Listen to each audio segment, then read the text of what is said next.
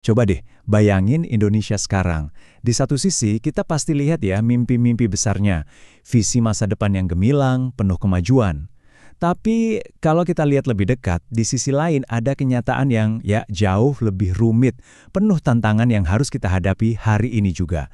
Nah, dalam ulasan kali ini kita akan bedah dua wajah bangsa kita yang sangat kontras ini.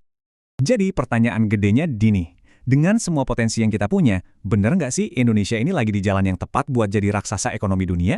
Atau jangan-jangan ada sesuatu yang nahan kita? Yuk kita cari tahu bareng-bareng.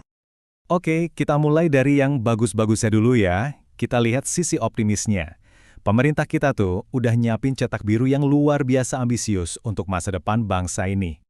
Gini, di saat ekonomi dunia lagi gonjang-ganjing dan banyak negara besar justru melambat, ekonomi Indonesia malah berdiri kokoh.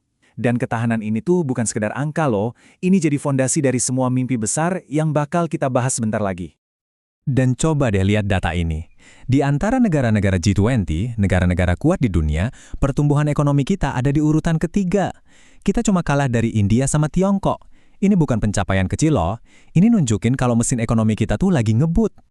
Nah, kekuatan ekonomi inilah yang jadi bahan bakar buat sebuah visi jangka panjang yang, gede banget. Sebuah rencana buat mengubah wajah Indonesia secara total. Nah, ini dia 5 pilar dari visi Indonesia Emas 2045. Jadi negara kaya, rakyatnya sejahtera, disegani di dunia, SDM-nya keren, dan lingkungannya terjaga. Keren banget kan ambisinya? Tapi, sebuah visi ya cuma bakal jadi mimpi kalau nggak diuji sama kenyataan. Sekarang, mari kita lihat tantangan yang sesungguhnya. Oke, tantangan pertama. Sebuah janji reformasi yang sebetulnya sangat mendasar, otonomi daerah. Pertanyaannya, janji buat memberdayakan daerah itu udah terwujud belum sih? Dulu itu cita-citanya begini, seperti yang diungkapkan salah satu penggagasnya. Idenya simpel.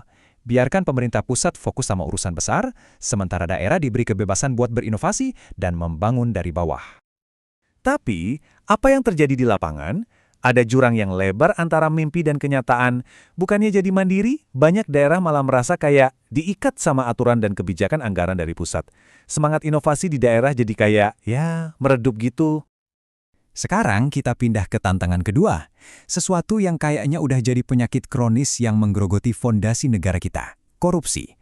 Dan ini bukan cuma soal kejahatan biasa, ini soal kerugian uang negara yang skalanya, luar biasa. Oke, kita bicara angka ya biar kebayang. Coba deh bayangin, satu kasus aja di sektor migas, potensinya merugikan negara lebih dari 285 triliun rupiah. Biar ada gambaran, uang segitu tuh bisa buat bangun ratusan rumah sakit atau ribuan sekolah. Ini salah satu skandal terbesar dalam sejarah kita. Lanjut kita lihat sektor pendidikan. Hampir 2 triliun rupiah diduga hilang di pengadaan laptop buat siswa. Uang yang harusnya bikin anak-anak kita melek digital, malah nguap entah kemana. Dan yang bikin geleng-geleng kepala, dana buat ibadah haji pun ikut digerogoti. Lebih dari 1 triliun rupiah. Ini nunjukin betapa dalamnya masalah korupsi ini. Udah nyebar ke hampir setiap sudut kehidupan kita. Nah, yang paling penting buat kita pahami adalah, ini tuh bukan cuma kasus beberapa oknum atau apel busuk doang. Dari suap ekspor sawit sampai pemerasan sertifikasi, ini masalah yang udah sistemik, udah mengakar. Ujung-ujungnya, semua kasus ini yang mengancam integritas bangsa.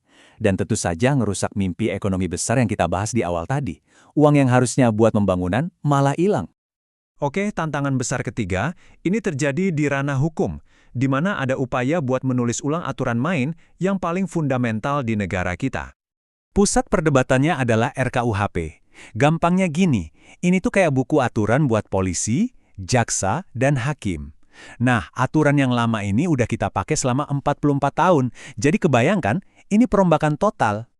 Di sini ada dua kubu yang pandangannya beda banget. Para pembuat undang-undang bilang ini perlu, biar hukum kita modern. Tapi di sisi lain, koalisi masyarakat sipil khawatir prosesnya terlalu buru-buru dan bisa membuka celah penyalahgunaan wewenang. Terus, apa sih yang paling diributin? Pertama, polisi bisa nangkap orang bahkan sebelum statusnya jadi tersangka. Kedua, aparat bisa sita barang bukti tanpa izin pengadilan dulu kalau situasinya dianggap mendesak. Dan yang paling krusial, polisi jadi koordinator utama semua penyidik. Nah, banyak yang takut ini bisa kasih kekuasaan yang terlalu besar. Disinilah inti perdebatannya. Oke, sekarang mari kita tarik benang merahnya. Kita udah lihat visinya yang gemilang, dan kita juga udah lihat 3 tantangan super berat yang menghadang di depan mata. Pada akhirnya, ini semua tentang masa depan bangsa yang dilambangkan oleh Garuda Pancasila ini. Sebuah simbol persatuan dan cita-cita kita semua. Jadi, kesimpulan utamanya gini, visi Indonesia Emas 2045 itu nggak akan pernah terwujud kalau masalah-masalah fundamental ini, otonomi yang mandek, korupsi yang menggurita, dan aturan hukum yang kontroversial nggak diberesin dulu. Fondasinya harus kuat. Nah, pertanyaan terakhir ini bukan cuma buat saya, tapi buat kita semua. Sanggup nggak Indonesia memperbaiki fondasinya yang retak ini buat benar-benar bisa membangun masa depan emasnya? Jawabannya bakal menentukan apakah visi besar itu jadi kenyataan atau selamanya hanya jadi mimpi.